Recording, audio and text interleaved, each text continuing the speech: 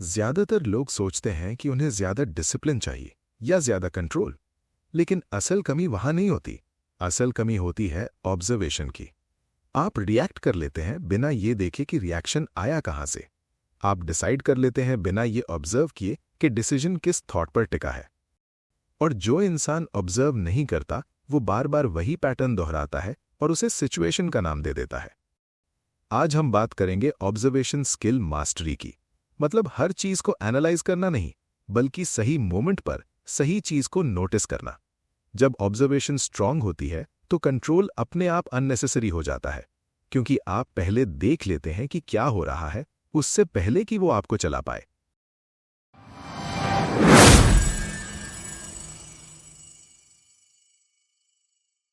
अब समझते हैं कि ऑब्जर्वेशन मास्टरी कोई टैलेंट नहीं, बल्कि एक ट्रेनेबल मेंटल स्किल कैसे है। ऑब्जर्वेशन का मतलब सिर्फ देखना नहीं है। ऑब्जर्वेशन का अर्थ है किसी व्यक्ति, वस्तु, परिस्थिति या व्यवहार को सचेत रूप से, निष्पक्ष रूप से और विश्लेषणात्मक ढंग से समझना। ऑब्जर्वेशन 3 हिस्सों से मिलकर बनती है। फर्स्ट, अटेंशन, यानी आप किस पर ध्यान दे रहे हैं। सेकंड, अवेयरनेस, यानी आप उस मोमेंट में कितने प्रेजेंट हैं। थर्ड, इंटरप्रिटेशन, यानी आप उसका अर्थ कैसे निकाल रहे हैं। सरल शब्दों में ऑब्जर्वेशन वो क्षमता है जिससे हम जो दिख रहा है उससे आगे जाकर जो वास्तव में हो रहा है को समझते हैं। अब देखना वर्सेस ऑब्जर्विंग में फर्क समझिए। इसे एक एग्जाम्पल से समझते हैं।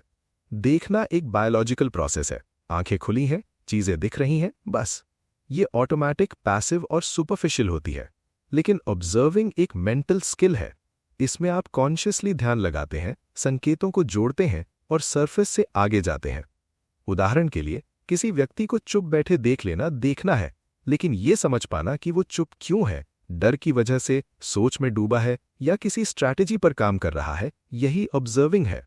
देखना सब करते हैं, ऑब्जर्व वही करता है जो दिमाग को यूज करना जानता है। आखिर ऑब्जर्वेशन स्किल क्यों जरूरी है? ऑब्जर्वेशन स्किल इसलिए क्रिटिकल है क्योंकि ये आपको गलत अजम्पशन से बचाती है। ये लोगों के असली इरादे समझने में मदद करती है। ये बेहतर डिसीजन मेकिंग की नींव बनती है। एडमिनिस्ट्रेशन, लीडरशिप, साइकोलॉजी, लॉ, हर सीरियस रोल की जड़ में ऑब्जर्वेशन बैठी होती है। जिसका ऑब्जर्वेशन वीक है उसका जजमेंट अनरिलायबल होता है। अब समझते हैं साइकोलॉजी ऑफ ऑब्जर्वेशन, कि दिमाग कैसे ऑब्जर्व करता है। अब यहां एक जरूरी बात समझिए। हमारा दिमाग कैमरे की तरह काम नहीं करता। वो हर चीज रिकॉर्ड नहीं करता। दिमाग सिलेक्टिव होता है। वो वही नोटिस करता है जिसे वो उस समय इंपॉर्टेंट समझता है। और ये इंपॉर्टेंस हम कॉन्शियसली तय नहीं करते। हमारे पास्ट एक्सपीरियंसेस, बिलीफ्स, फियर्स और कंडीशनिंग ये तय करते हैं कि हमारा ध्यान कहां जाएगा और कहां नहीं। जब हम किसी व्यक्ति या सिचुएशन को ऑब्जर्व करते हैं तो दिमाग पहले से मौजूद पैटर्न से उसकी तुलना करता है। जो पैटर्न्स मैच करता है वो दिख जाता है, जो मैच नहीं करता वो इग्नोर हो जाता है। इसीलिए दो लोग एक ही घटना देखकर भी अलग अलग कंक्लूजन निकालते हैं। ऑब्जर्वेशन कई बार रियलिटी नहीं होती, बल्कि कंडीशनिंग का रिफ्लेक्शन होती है। एक शार्प ऑब्जर्वर बनने का मतलब है इस लिमिटेशन को पहचानना। यही मोमेंट है जब आप खुद से पूछते हैं कि मैं क्या मिस कर रहा हूं, क्या कोई दूसरा एंगल भी हो सकता है। यही सवाल एवरेज ऑब्जर्वर और एक्सपर्ट ऑब्जर्वर के बीच फर्क पैदा करता है। चलिए एक रियल लाइफ एग्जाम्पल से समझते हैं।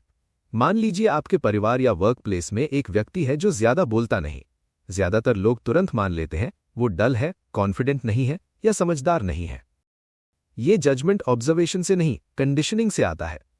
लेकिन एक अच्छा ऑब्जर्वर नोटिस करता है, प्रॉब्लम आने पर वही व्यक्ति सबसे पहले सिचुएशन को समझता है। वो पैनिक नहीं करता, बात कम करता है, लेकिन जब बोलता है तो प्रैक्टिकल और एक्यूरेट बोलता है।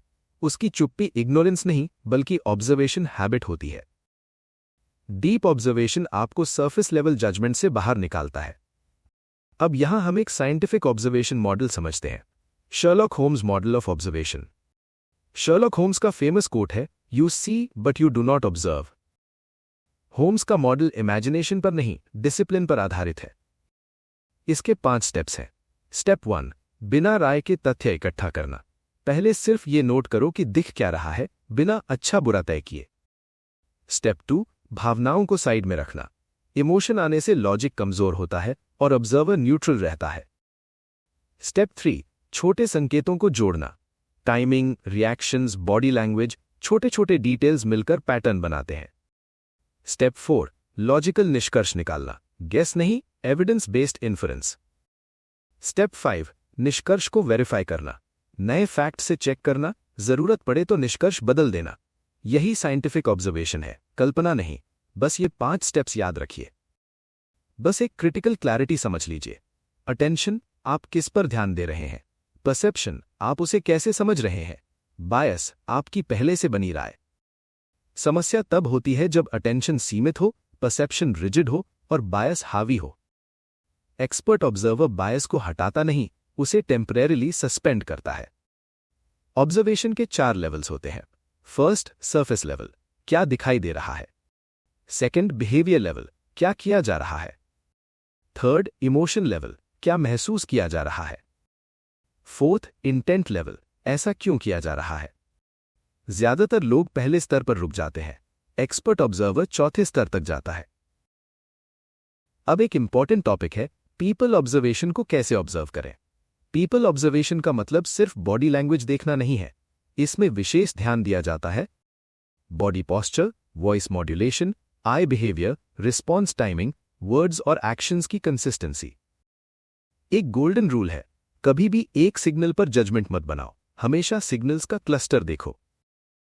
एग्जाम्पल, कैफे में कोई व्यक्ति रेस्टलेस दिख रहा है, फोन देख रहा है, लेकिन पॉस्चर रिलैक्स्ड है और आई कॉन्टैक्ट नेचुरल है। सिंगल सिग्नल कहेगा नर्वस, लेकिन क्लस्टर कहेगा वो सराउंडिंग्स ऑब्जर्व कर रहा है। यही डिफरेंस है गेस और ऑब्जर्वेशन में। इस पर हम डिटेल्स में बाद में बात करेंगे अगर आप लोगों का रिस्पॉन्स अच्छा रहा तो। अब समझते हैं सबसे कॉमन ऑब्जर्वेशन मिस्टेक्स।